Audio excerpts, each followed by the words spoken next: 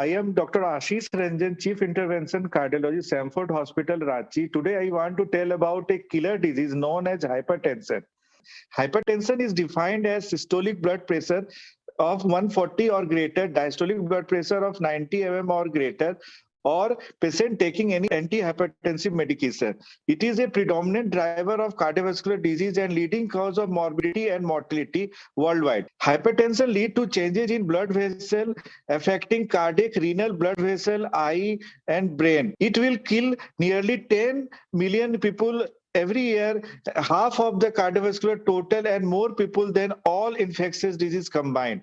Hypertension prevalence has been increasing in both rural and urban India over the last 6 decades, 12-fold increase in urban and 7-fold in rural population.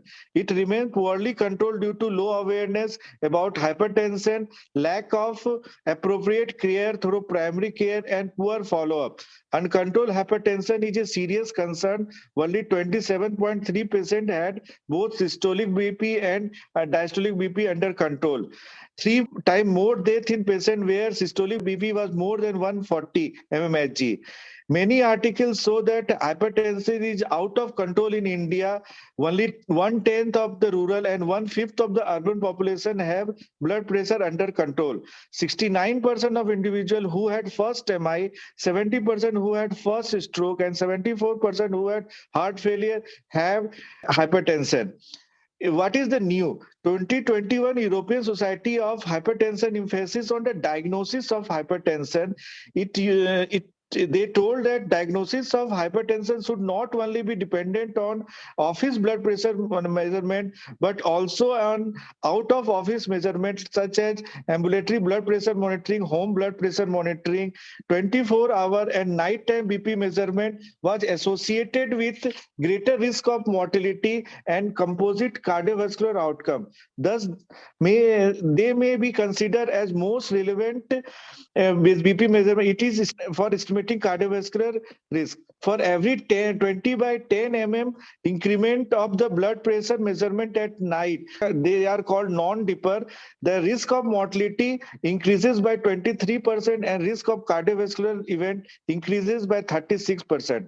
Best is the combined use of BP measurement method like office BP, home, and 24-hour ambulatory BP to diagnose hypertension, marked hypertension, white coat hypertension, and for treatment adherence and monitoring.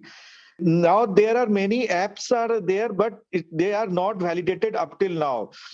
What is the treatment modality? For treatment, it is divided into 3 parts: non-pharmacological management, pharmacological, and we have to assess every patient about the atherosclerotic cardiovascular risk assessment. A small reduction in BP can reduce cardiovascular mortality. Even 2 mm systolic BP reduction decreases 10% stroke and even 7% myocardial infarction.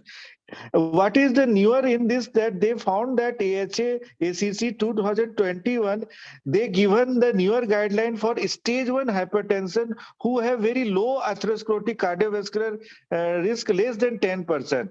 With stage 1 hypertension, where the patient had BPs 130 by 39 by 80 by 89 diastolic. Management start with non-pharmacological therapy. If blood pressure remain uncontrolled at 3 to 6 months, consider starting pharmacological therapy, even very low risk patient also.